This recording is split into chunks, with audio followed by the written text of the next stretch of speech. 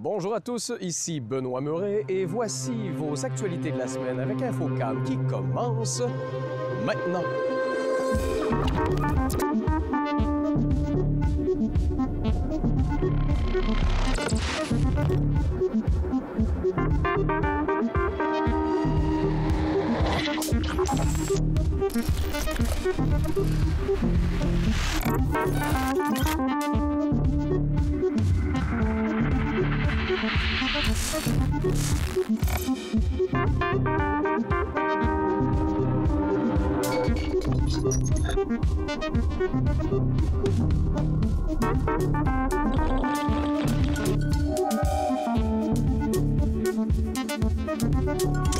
Les travailleurs étrangers, on a ça beaucoup dans la région, entre autres parce qu'il y a énormément de travail saisonnier, entre autres. C'est des travailleurs souvent qui sont temporaires. Donc le mot temporaire, qu'est-ce qu'il y en est finalement? Au fédéral, qu'est-ce qu'on fait avec ça? Ils ont le droit d'être là? On les garde pas? Bref, il y a notre député Bernard Généreux qui vient nous en parler un peu plus précisément. Bon matin Bernard, ça va bien? Ça va très bien toi-même? Oui, ça va. Donc, ce matin, on parle, entre autres, de travailleurs étrangers, donc temporaires. Oui. Euh, donc, ici au Kamouraska, c'est quelque chose qu'on voit beaucoup, entre autres, là. Donc, je trouvais que c'était important d'en jaser. Mhm. Le problème pour vous, il se situe où? Question de mettre la table un peu, là. Bon, en fait, il faut revenir comme 20-25 ans en arrière, dans le fond, pour voir, parce que le programme existe depuis 50 ans. Il faut bien dire, ça a été créé en 1973. Donc, c'est un programme temporaire. Il faut bien dire, le mot temporaire est important ici dans toute notre conversation. Donc, il y a 25 ans passés, j'étais maire de la Pocatière, moi, en 2005, exactement 20 ans. Et on avait des réunions, par exemple, à la CRI du Bas-Saint-Laurent, à la Conférence régionale des élus, et on avait des spécialistes qui venaient nous voir en nous disant que dans 20 ans, donc en 2025, ça paraissait à l'autre bout du monde, bien évidemment, là, ça paraît toujours très loin. Là. Oui, On parle aujourd'hui de 2025, dans 2045, dans 20 ans, mais on va y arriver vite.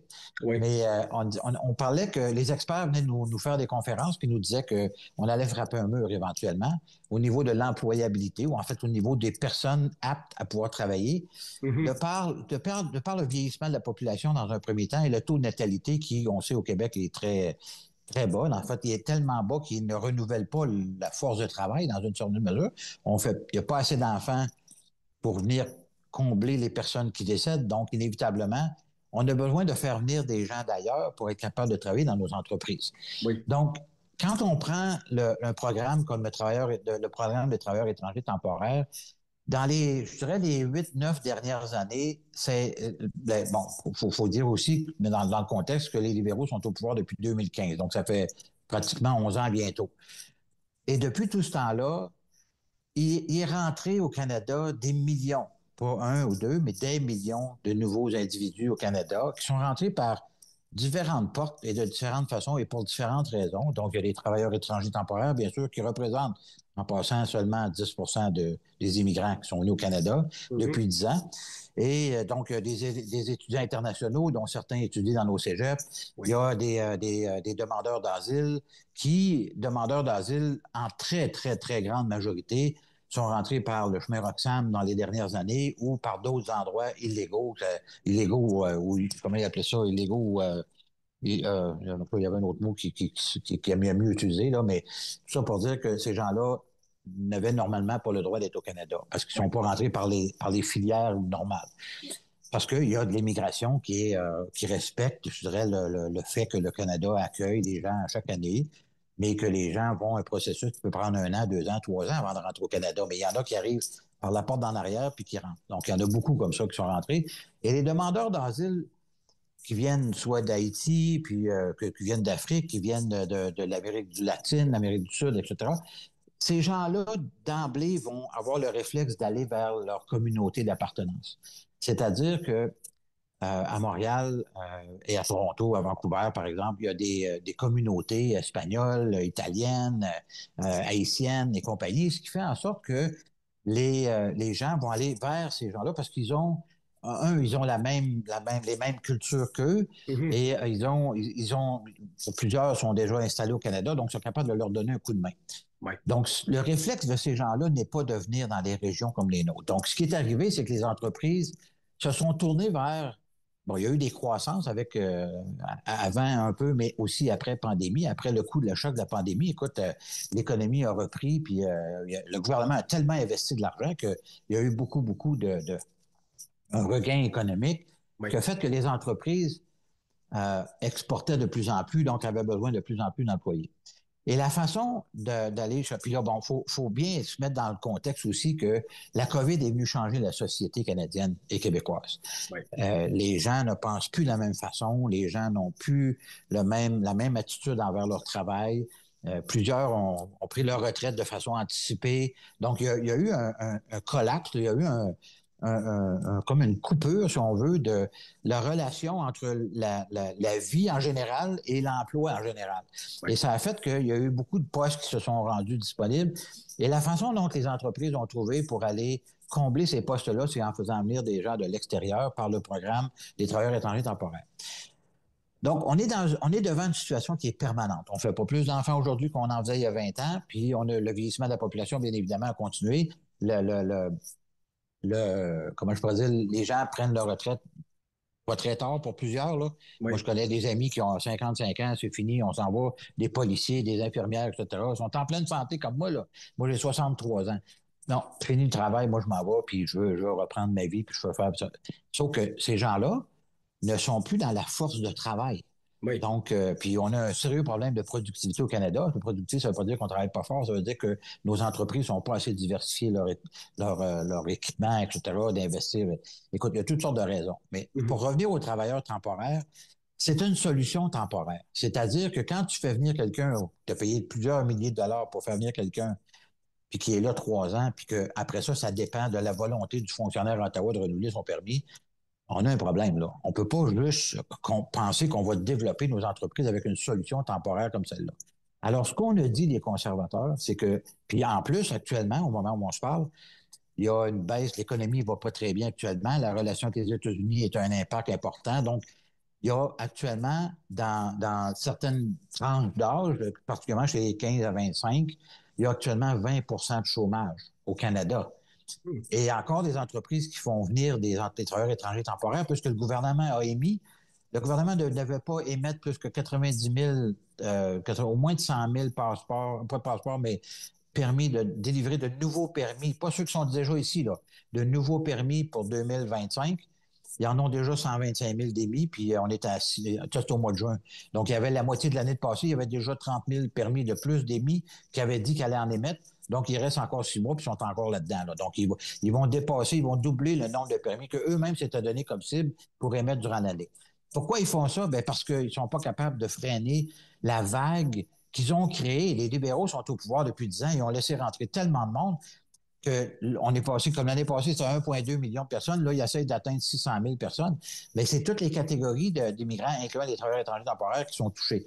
Le gouvernement, l'année passée, a changé la loi, a changé les règles de la loi en disant que les gens ne devaient pas avoir plus que 10 de travailleurs étrangers temporaires dans leur entreprise. Au moment où on se parle, ça touche beaucoup nos entreprises au Kamouraska, dans la région Rivière-du-Loup, Montmagny également. Les employeurs sont obligés de laisser aller des employés qui sont là depuis 2 ans, 3 ans, 4 ans dans certains cas, et qui sont habitués, qui gagnent un bon salaire, qui payent des impôts, etc. Ça, on trouve ça extrêmement dommage parce que ces gens-là auraient dû avoir une voie rapide vers la citoyenneté canadienne, ce qui n'est pas le cas, malheureusement. Alors, essentiellement, ce que je dis, c'est le gouvernement a littéralement scrappé l'immigration au Canada en laissant rentrer beaucoup trop de monde. Et là, aujourd'hui, on est dans une baisse d'employabilité au Canada. Donc, ce qu'ils font, c'est qu'ils coupent toute l'immigration partout. Il aurait fallu que ça se fasse de façon progressive et non pas de façon aussi radicale qu'ils sont en train de le faire. Ça a tellement monté vite, puis là, ils sont en train de faire monter tellement descendre bas. C'est pas des choses qu'on. Un entrepreneur, ça peut pas se virer juste un dizaine en pensant qu'il va retrouver d'autres mondes pour remplacer ces gens-là. Donc, le problème, il réside dans les politiques du Parti libéral au moment où on se parle. Nous, ce qu'on propose, c'est éliminer le programme. Mais nous, le caucus du Québec, on s'est battu au sein de notre propre parti au mois de juin dernier pour dire qu'il fallait absolument qu'on donne dans les endroits où il y a moins de 5,5 de chômage, de donner un 5 ans.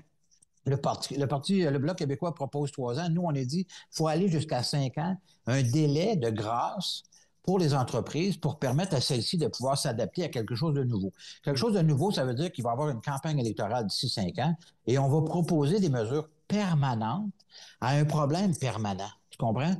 Donc, je dois t'avouer que communicationnellement parlant, là, on s'est planté pas mal avec cette histoire-là parce que les gens, tout ce qu'on a entendu, c'est qu'on allait fermer le programme. Mais la réalité, c'est qu'on est les seuls à offrir une période de transition puis de prévisibilité aux entreprises de 5 ans en renouvelant les permis, en permettant de renouveler les permis des gens qui sont là. On n'en veut pas des nouveaux. Et d'ailleurs, les entreprises n'en veulent pas des nouveaux. Ils veulent juste garder ceux-là qu'ils ont. Le problème actuellement, c'est que les libéraux n'ont pas changé leur... On était en Chambre des communes hier pour la première période de questions. La ministre a eu des questions là-dessus, puis elle a dit que ça représentait juste 10 1 du workforce, de la quantité de gens qui travaillent au Canada, ça représentait juste 1 donc c'est pas grave. Essentiellement, c'est ça qu'elle disait. Alors, des régions comme les nôtres, puis on n'est pas la seule en passant, parce que le Kamouraska, le Bas-Saint-Laurent en partie, le Saguenay-Lac-Saint-Jean, la Abitibi-Témiscamingue, on est tous en bas de 5 de chômage. Et là, on vit une problématique où on a comblé ces emplois-là avec des travailleurs étrangers qui, aujourd'hui, le gouvernement ne veut pas renouveler. Alors, essentiellement, c'est la faute du gouvernement. C'est pas la faute du Parti conservateur. Là. Nous, ce qu'on dit et ce qu'on offre comme solution, c'est prévoyons abolir le système, mais en attendant, donnons 5 ans à nos entreprises de prévisibilité pour être capables de s'organiser pour leur arriver avec une solution permanente. Là, actuellement, les libéraux n'offrent absolument rien. Alors, c'est ça la réalité qu'on vit actuellement. OK. Donc c'est ça. Le but étant de permettre à ceux qui sont déjà là avec une job de pouvoir la garder au lieu de Absolument. tomber Et dans ça le... donnerait du temps à ces gens-là d'être capables de faire d'aller, même qu'on pourrait même ajouter à ça. On en a parlé d'ailleurs au comité, parce qu'on a eu des comités tout l'été par rapport à ça. Au mois de juin, depuis le mois de juin, on n'a pas arrêté de travailler par rapport à ces enjeux-là, à discuter qu'est-ce qu'on devrait offrir, qu'est-ce qu'on devrait faire, etc. Et là, le problème, c'est que ces gens-là qu'on permettrait, nous, de garder pendant 5 ans, ça leur permettrait d'aller vers l'accès à la citoyenneté canadienne, tu comprends? Il y aurait assez de temps pour être capable de se rendre à la citoyenneté canadienne. Et d'ailleurs, on devrait les prioriser, ces gens-là. Donc, on devrait permettre de prioriser ces gens-là qui sont déjà au Canada, qui payent des impôts, qui travaillent, qui ont des familles, etc., qui ont des logements ou ils ont des maisons. Il y en a qui sont propriétaires là-dedans. Là. C'est des drames humains carrément là, qui se passent actuellement. Mais pourquoi? Parce que les libéraux ont mal géré depuis 10 ans l'immigration. C'est ça la réalité. Donc, c'est pour ça qu'on est dans ce bordel actuel. Et ils veulent pas changer. En tout cas, jusqu'à preuve du contraire, ils n'ont pas l'intention de changer ce qu'ils ont dit qu'ils allaient faire et ce qu'ils ont fait l'année passée. À savoir que tu as 10 d'employés, les autres, tu les envoies dehors. Et tu les mets dehors. Ça s'arrête là. Tu peux pas en avoir plus que 10, là. Là, moi, je connais des entreprises qui sont sur le point de fermer, là, potentiellement. Depuis le mois de janvier, je te dirais qu'on a sauvé des dizaines, voire des centaines d'emplois dans le comté. Avec Annie Franqueur, qui travaille pour moi, là. On a réussi à renouveler des permis de travailleurs pour les travailleurs étrangers temporaires avant que le bordel pogne vraiment, là, de novembre, décembre, janvier, février. Là, on est presque plus capable de renouveler des permis de travailleurs étrangers temporaires. Là. C'est extrêmement difficile. Mais dans la période de transition, je te dirais, au début de tout ce changement administratif-là, on était capable d'en renouveler. On a sauvé des corps de travail dans des usines complets où c'était pas juste des travailleurs étrangers temporaires qu'on sauvait la job. Là. On sauvait la job des Québécois de notre région, là aussi, là, des gens de notre région. Forcément, et des familles. si la business reste ouverte, ceux Ben, d'ici continuent parce à... que la difficulté des entreprises actuellement, je te dirais que, puis c'est pas que les Canadiens ou les Québécois veulent pas travailler, mais de travailler le soir, des fins de semaine, des chiffres de nuit, c'est pas les chiffres qui sont les plus faciles à combler. Moi, je vais te dire ça de même, là. Ouais. Et c'est vraiment des chiffres qui sont très, très difficiles à combler. Mais quand on regarde l'évolution des salaires régionalement, je veux dire, les salaires ont augmenté de façon exponentielle depuis 4-5 ans. Là. Je veux dire, c'est vraiment important. Les conventions collectives qui ont été signées avec le gouvernement, avec les policiers, avec 30-40 d'augmentation sur 5 ans, ça se reflète dans le secteur privé aussi. Puis le manque d'emploi fait en sorte que les entreprises se battent pour aller chercher des employés. Des électromécaniciens, là, il y en a pas au Québec. On en forme très peu. Des soudeurs, c'est la même affaire. Là, Davy va pogner à Lévis des contrats, là, ben, ils sont en train de siphonner chez nous des soudeurs qui sont chez Alstom, qui sont chez Desjardins, qui sont chez Rousseau Métal. Les gars vont gagner 15-20 piastres de l'heure de plus. Pour aller bâtir des bateaux. Tu comprends? Il y a une compétition importante par rapport à ça. Donc, ça devient un problème de trouver des employés qui vont prendre la place de ces gens-là qui s'en vont pour des meilleurs salaires dans d'autres entreprises. Donc, il y a vraiment on a un problème avec ça, que des immigrants au Canada, là, il y en a tellement rentrés, puis là, ils sont dans les grandes villes, ils vont pas dans les régions. Ouais. Mais j'ai vu, puis je te partage quelque chose que j'ai vu dernièrement dans la presse, entre autres. Il y a une corporation qui s'appelle Inici, INICI à Montréal. C'est une OBNL qui aide les demandeurs d'asile à se trouver de l'emploi. OK. Donc, puis ils ont amené un autobus de 45 individus là, de demandeurs d'emploi de Montréal à Chibougamau la semaine dernière. Et 85 en fait 100 des gens qui étaient dans l'autobus se sont trouvés de job. Ah ouais. Donc, les 45 individus, il y en a qui c'est pas réglé encore parce qu'il y a des formalités, parce que c'est des organisations avec des conseils d'administration, puis des OBNL, des affaires de même. Mais il y avait des architectes là-dedans, il y avait des soudeurs, il y avait des personnes qui voulaient travailler dans des restaurants, des cuisiniers, il y avait toutes sortes de monde dans ça. Mm-hmm. Ces gens-là, on s'est plaint de les voir rentrer au Canada, je ne sais pas si tu te souviens, mais avec le chemin Roxham, on l'a décrié. Oui. On a décrié ça de façon importante. Mais dans ces gens-là qui sont rentrés au Canada, pas des fous, là. Mm-hmm.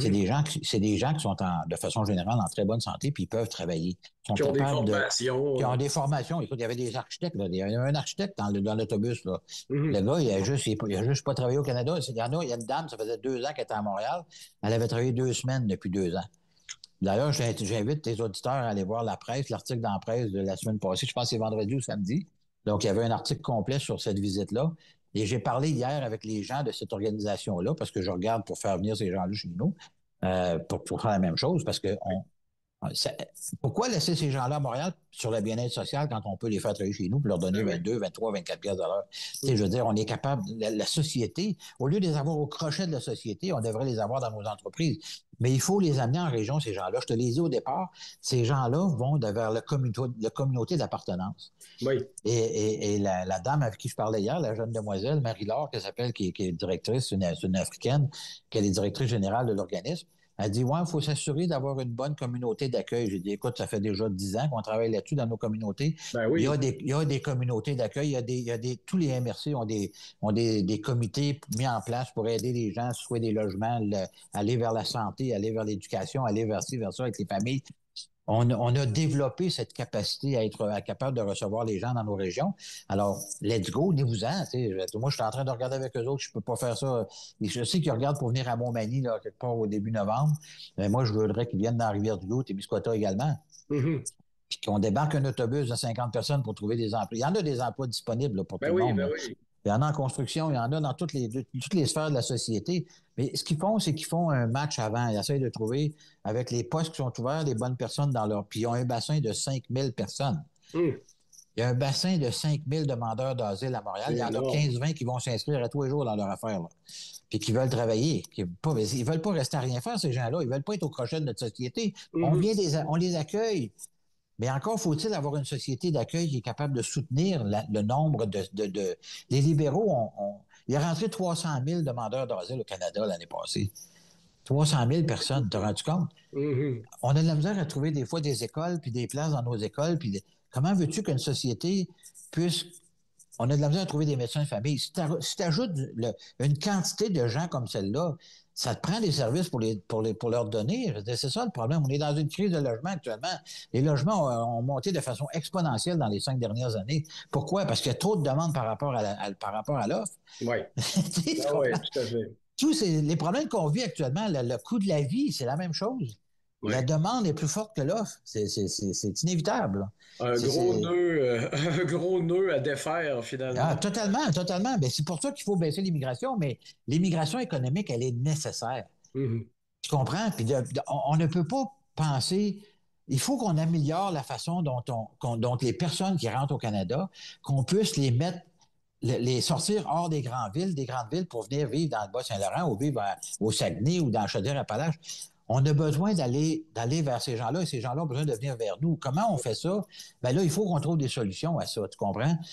Est-ce que c'est des crédits d'impôt qu'on va leur donner?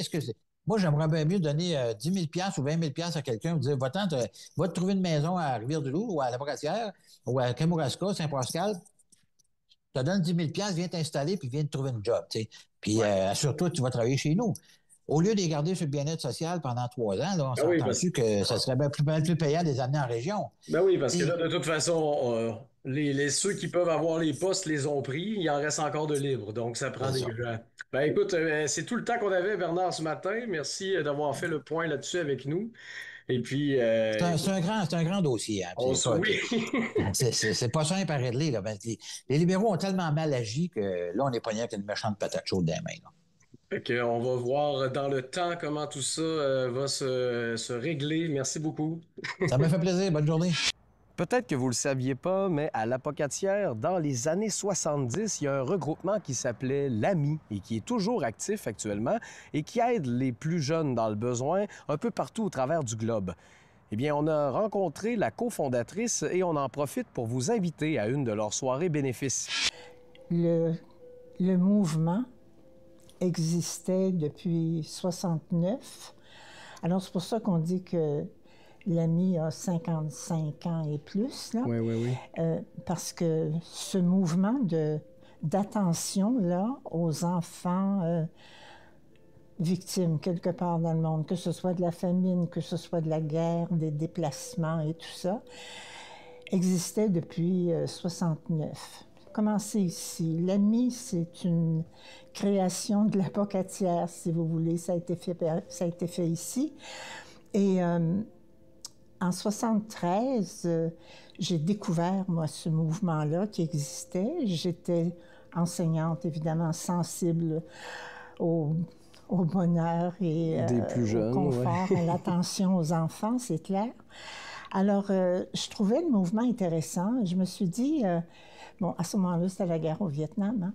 Oui. Et je me suis dit, si on avait une organisation structurée, parce qu'un jour, le gouvernement va rentrer dans ça, là, puisque on sollicite des fonds pour envoyer dans les camps, envoyer sur les zones de guerre. Alors, je suis allée écrire une charte avec l'aide du jeune notaire Hudon de Saint-Pascal à ce moment-là.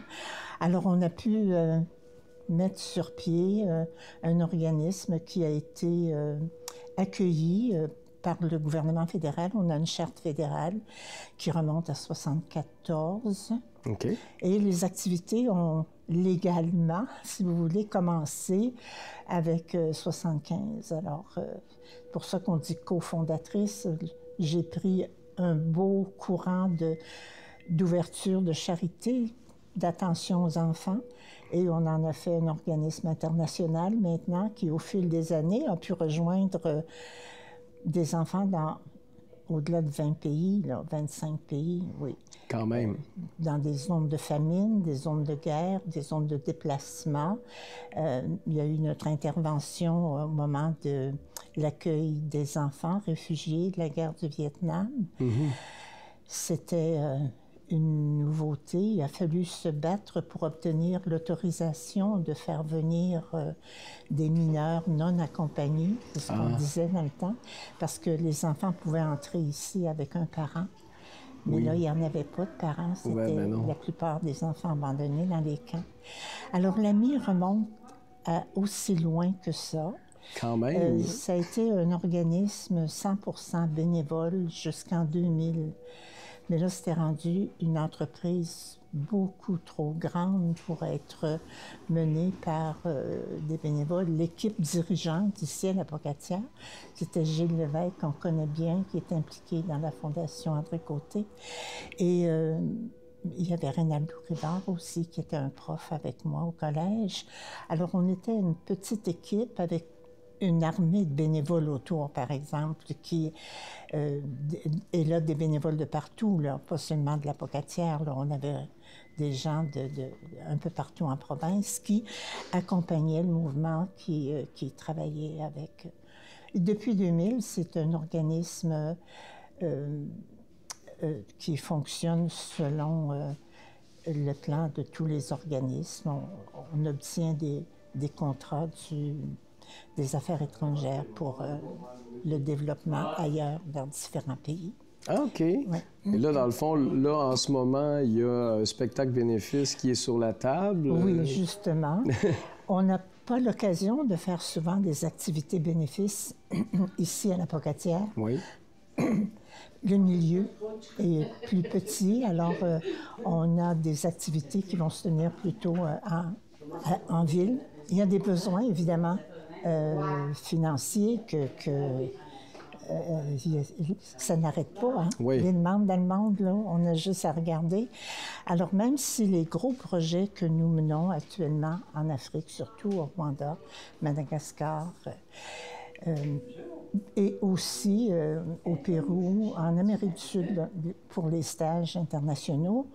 Alors, c'est subventionné par le gouvernement, mais on ajoute, on a des suppléments à donner, on a des enfants à parrainer, on a des familles à supporter.